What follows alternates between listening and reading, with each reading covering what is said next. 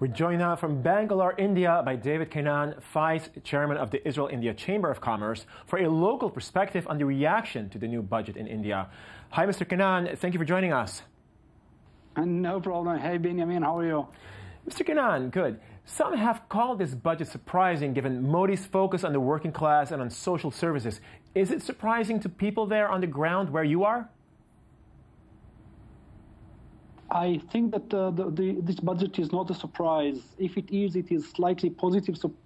But ever since Modi has resumed the office, it was clear that one of his key focus areas are going to be the lower classes and the middle classes of India. And this budget is definitely well within that focus and direction. Okay. And another word used to describe this budget is revolutionary. Is that true? Is this a massively different budget? I could say yes. This budget has, I would say, three focus areas. I'll start from the less revolutionary to the more revolutionary.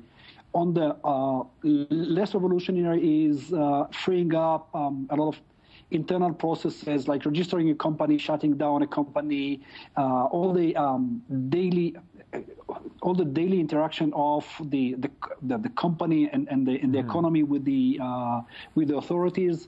It is definitely becoming much simpler, and this is something that everybody were A, expecting, and B, definitely seeing in a very positive way. The second focus is on infrastructure projects, specific on railway power, specifically solar power.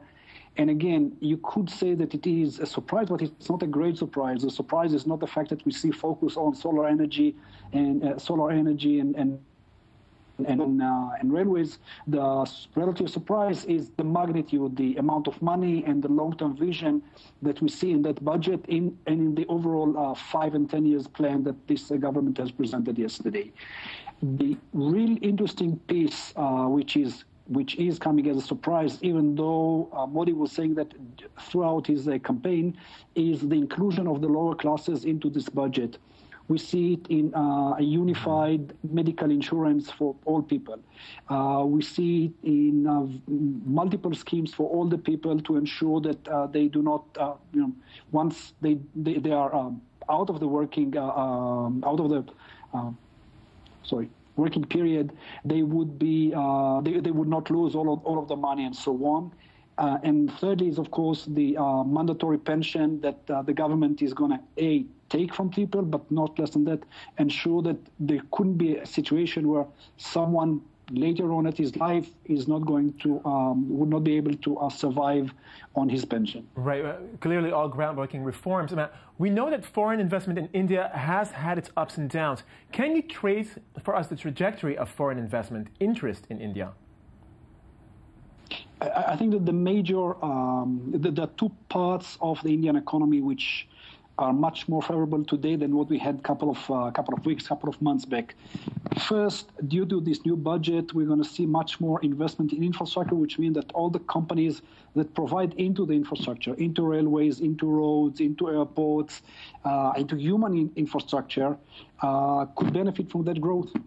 And the second one is the fact that because of the ease of processes that this budget and future budgets are going to put in place, the interaction with the Indian authorities, which is not easy. I'm here for the last 13 years, so I know it's going to be much easier. It would be easier to invest, easier to retain the money back to your home country, and because of that, I believe that India is becoming a much more attractive investment destination than it was a couple of years back. Right. Clearly all interesting reforms. But how is that going to impact the growing relationship between Israel and India?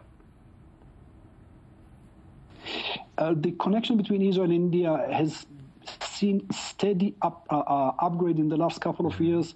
The main focus is still on defense product on the one hand and agriculture product like utilities, like specifically drip irrigation on the other hand. We do expect that the defense relationship are going to significantly enhance given Ministry of Defense alone visit to India just 2 weeks back and many other geopolitical reasons. in the industry, in other industries, and in the tech side, we do expect a growth as well. Just 3 weeks back, we were notified about the acquisition of an Israeli company named Panaya by Infosys, which is India's largest IT company, and we expect many of that to come in the near future.